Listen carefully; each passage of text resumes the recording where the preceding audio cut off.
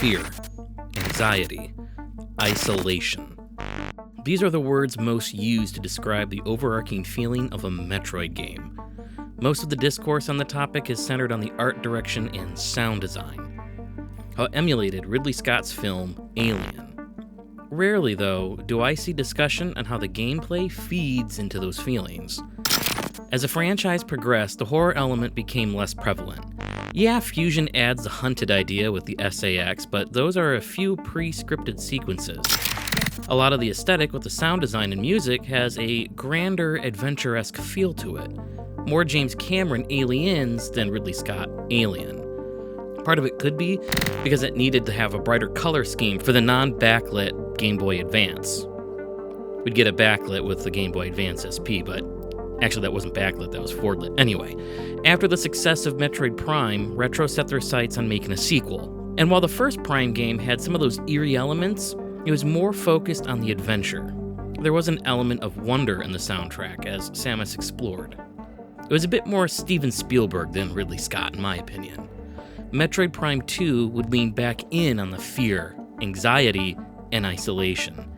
And not just with the graphics and sound design. Small yet significant changes to gameplay systems and world design would add to the anxiety of the player, in some ways leaning a bit into survival horror. And the team would look to Metroid's sister franchise and how to do it. The Legend of Zelda would become a great source of inspiration.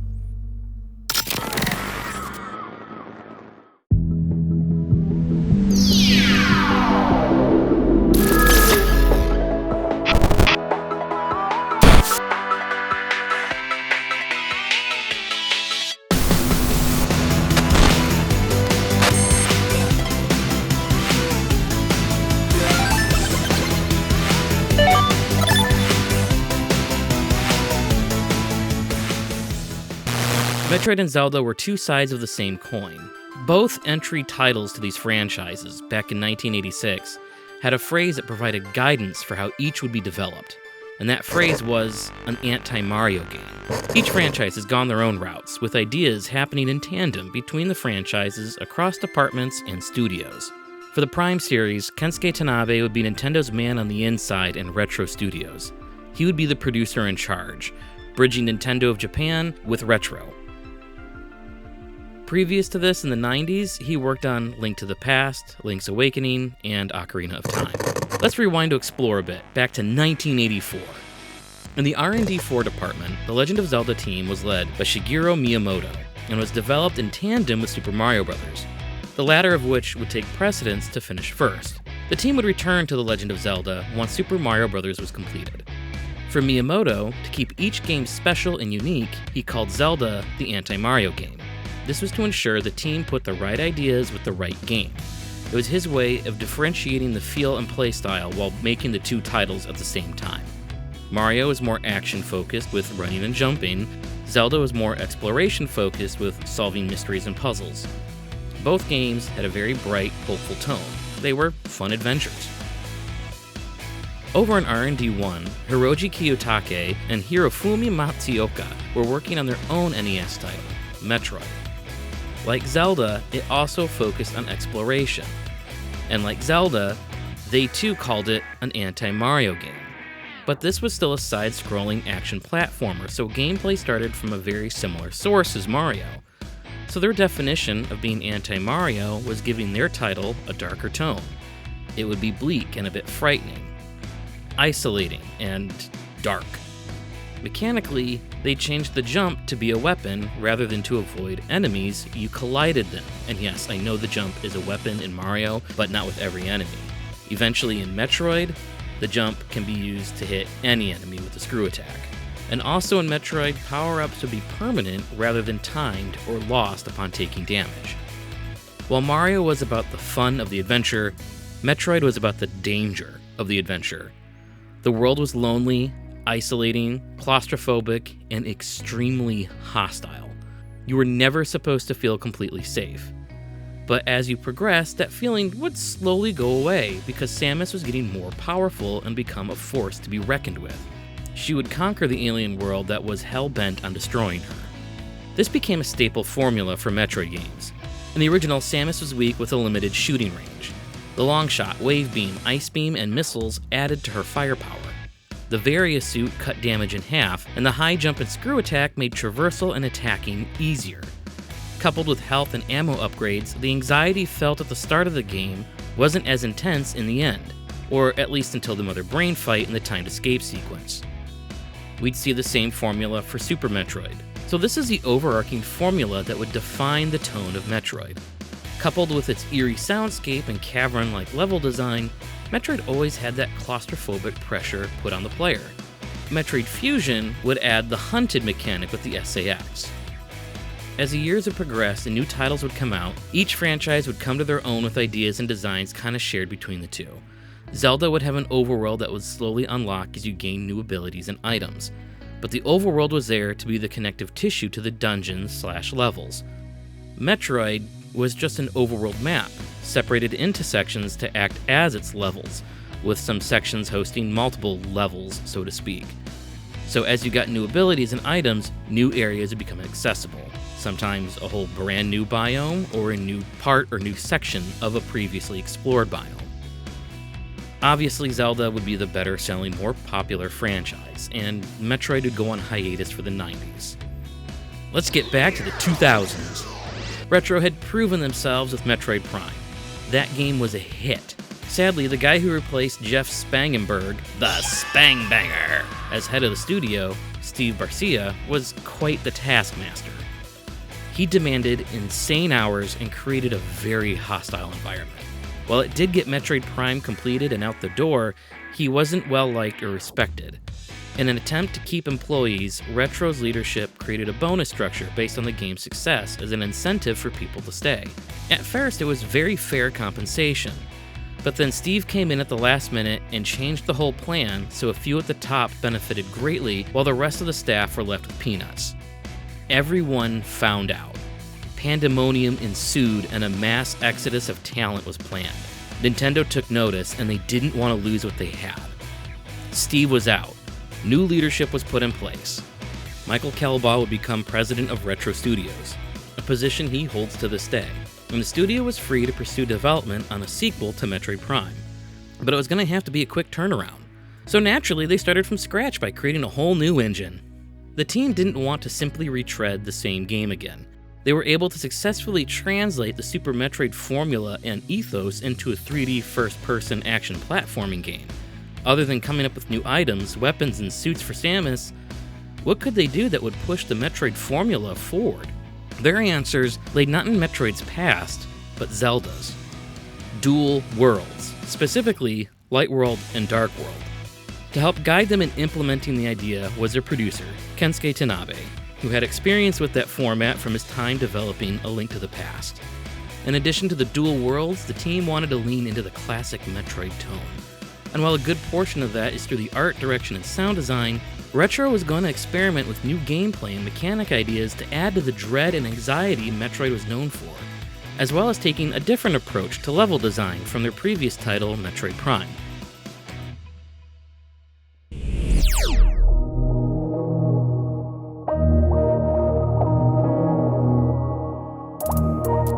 I'm going to separate world design from map design. There are overlaps in this discussion because one can't entirely be separate from the other, but for the sake of clarity of the discussion, this is how I am defining each term. World design is both the aesthetic choices and mechanical ideas presented in each levels or sections and maps. Map design is how the world is laid out and how each section interacts with the other. So let's talk about world design first and how it feeds into that fear, isolation, and anxiety. Aether, on the surface, is a lot like any other Metroid game. There's a hub with connections to other sections/biomes, and each with its own themed aesthetic. There's the Temple Ground, Aegon Wastes, Torvus Bog, and Sanctuary Fortress. And each has a dark version that Samus can travel to through these portals. But this Dark Aether has a poisonous atmosphere that is toxic to Samus. Her energy is constantly draining while she is exposed to the air. To mitigate this, there are bubbles of light that protect her from that toxicity and also regenerates her health. This makes traversing Dark Aether an interesting stop-and-go pace, going from bubble to bubble as quick as you can and sometimes waiting for your energy to replenish before moving on. Add to that, some bubbles are temporary. You have to shoot a floating sphere of light to activate it, and it deactivates after a set amount of time. You're always on your toes in Dark Aether. Simply existing in this world is anxiety-inducing, but also an interesting mechanic. As you become comfortable and learn how to make the world's mechanics work for you rather than just against you, it becomes a lot of fun. Sometimes you only have those temporary bubbles to seek refuge in while trying to defeat enemies. But these enemies are vulnerable to the light, so if they are within the area of effect of a deactivated light bubble, you can shoot it to activate it, getting an instant kill. So sometimes it's beneficial to remain vulnerable in the toxic atmosphere for a one-shot kill, and it is a very satisfying thing when you accomplish that. That's a real fun strategic element. Each biome has its own set of mechanics and design ideas, each adding mechanics that add to that anxiety, fear, and isolation in its own way. The design of Aegon Waste is focused on platforming and puzzle solving, slowly sharing with the player the visual design language of the game. What it really introduces is the dark world, and the mechanics of how it works, which we just discussed, and how it interacts with the light world. In order to traverse and move forward, you will have to find and activate portals to move between the two worlds to unlock new areas of the map and solve puzzles that can affect the layout of the map in the other world. And those light bubbles we talked about here are very close together. You feel the pressure of traversing the dark world, but safety is always an arm's reach away. The biggest source of anxiety in this opening section is the boss fights. They do have light bubbles for Samus to stay in, but they get further apart with each boss fight, and some bosses can shoot dark energy to deactivate the crystal. So you have to switch to your light beam to reactivate them to cleanse them of that dark energy. In Torvus Bog, you now have the limitation of water movement. Samus moves slower, jumps lower, and can't see as well through the murky water. Getting the gravity boost suit on restores sight and movement, plus adds a water jet jump, a fun new take on the gravity suit. Dark Torvus Bog has the light bubbles spaced further apart, and even one boss has no safety bubbles, creating a very anxious battle, which in a way is timed. And the water isn't water, it's acidic poison that drains your energy even faster. The last biome, Sanctuary Forest, has high-tech enemies requiring Samus to use the fullness of her abilities between beam types, boost ball, and eventually the screw attack and spider ball. One enemy can even deactivate your suit, requiring you to reboot the systems with a combo button press. These things made me nervous, especially if there are a lot of other more powerful enemies nearby. A lot of this biome is designed around the spider ball. Getting it creates shortcuts and makes it easier to navigate. And the dark version of this section is broken up into pieces. You can't really traverse it end to end, so you're constantly moving back and forth to reach your objectives. Each area of this world is really well thought out in its design, and how the two worlds interact with each other. Once you master the ideas presented in one biome, the next area presents new challenges that require you to rethink your strategy. You are always on your toes. Though something does happen through the game when it comes to the anxiety of the dark world.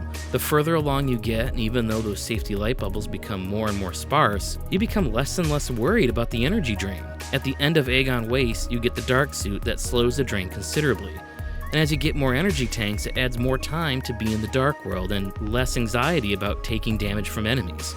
By Sanctuary Fortress, I found myself not tracking my energy loss as closely because I had so much to spare. And I was getting stronger and more skilled that I wasn't taking as much damage. By the end, you do get the light suit, which negates the poisoned atmosphere of Dark Aether completely. So in the final boss fight with the Ing Emperor, you just have to worry about fighting itself, figuring out how each of your abilities can be used to defeat him. The pressure instead comes from the new Metroid trope started with Fusion, that is, a timed escape sequence with the new post-final boss.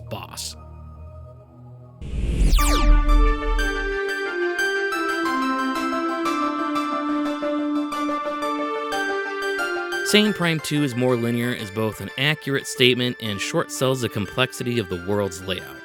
The game takes notes from Super Metroid, expanding and contracting the world to guide the player to teach him what he needs to know to be successful. The flow of the game has Samus going to each area and restoring power to a temple generator to then take on the main baddie, the Ing Emperor, to save the planet from its dark energy oppressors. The layout of the game takes a lot of notes from Metroid Prime, but makes some changes to the map design to create more urgency and anxiety in the player. How? It's through a very simple change, actually. They cut down on save rooms, took you further away from them when getting new items and defeating bosses, and added more obstacles. The world, while more confined, was also more spread out in this way. Allow me to show you the difference. In Metroid Prime, the opening area has you ping-ponging back and forth in Chozo Ruins, passing a few save rooms multiple times while getting your first upgrades. Let's map it out. You follow the path to get the missile launcher. On your way, you pass the first save room. Then you backtrack to get the morph ball, passing that same save room.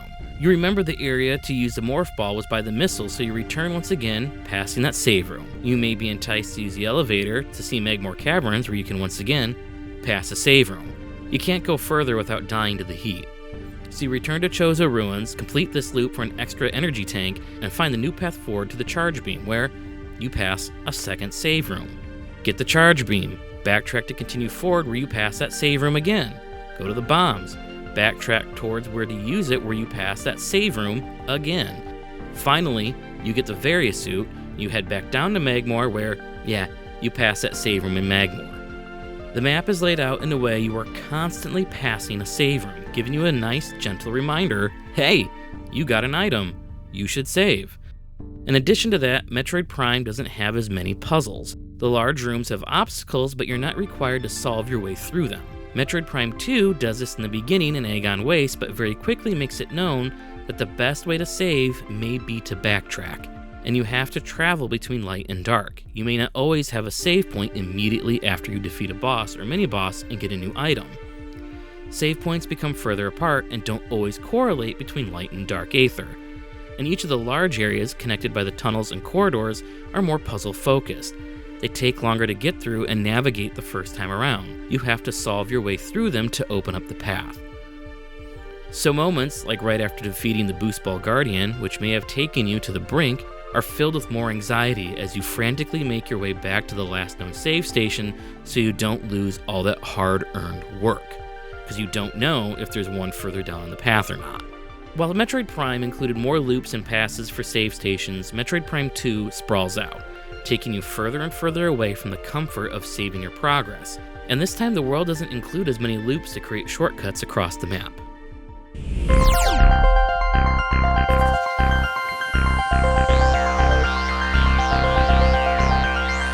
Missiles have always been a limited commodity in Metroid games, and so they were the prime delivery of damage for bosses.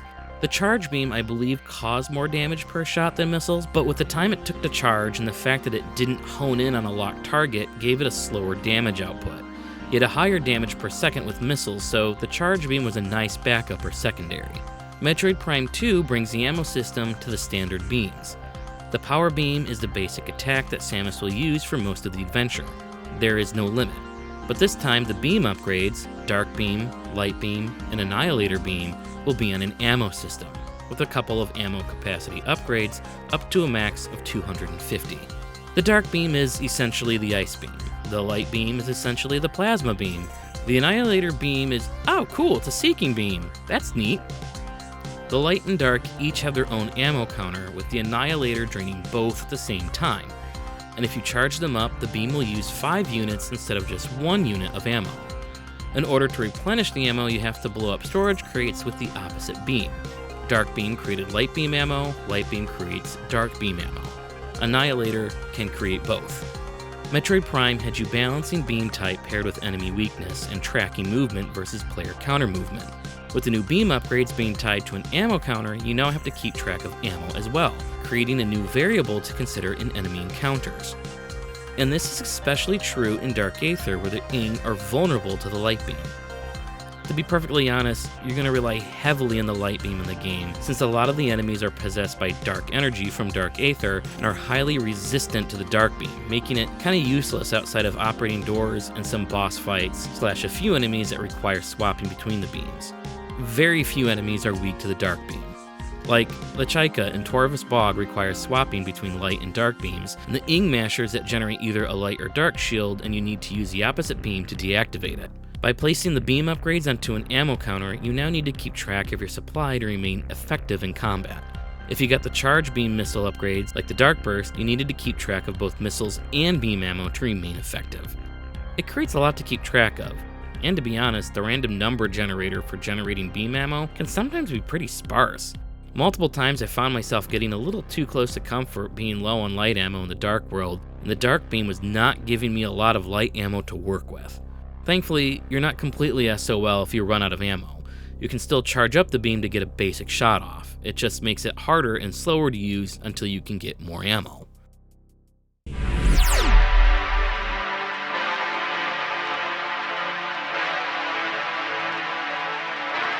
The new ideas in Metroid Prime 2 really added to that classic Metroid feel. Aether is a very hostile environment, and the dead Marines at Dead Lumoth really hammer the point home. You're not in Kansas anymore.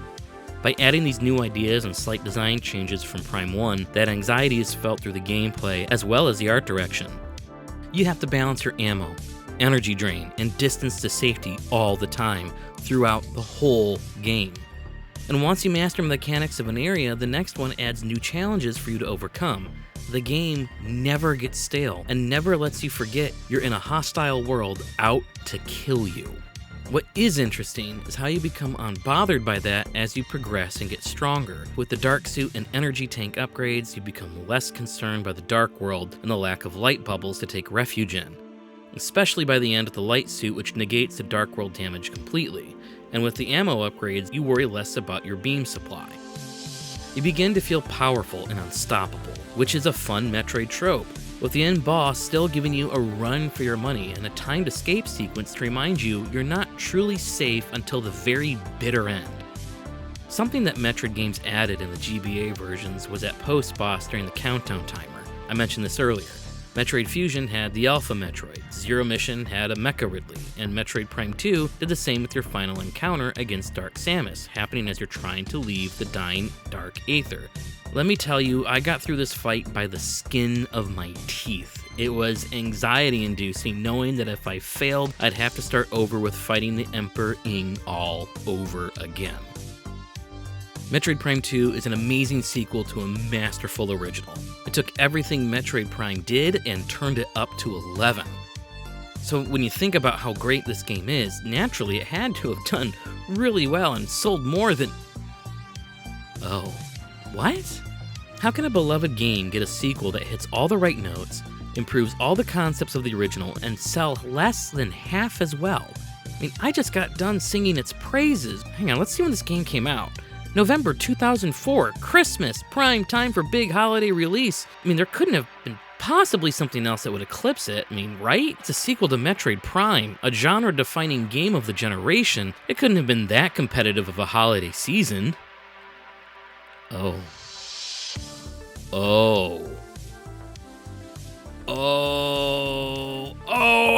Okay, I get it. You don't have to show them anymore. It was actually a packed holiday season. I mean, when you look at everything that came out in Q4 of 2004, holy cow. If only this game had been released a little earlier, or even a little later. The silver lining here is this wouldn't be the end of the Metroid Prime series, and Retro would go on to complete the trilogy on the Wii. Hey, hope you guys have been enjoying these videos. I am doing my darnest to try and make them a little bit quicker.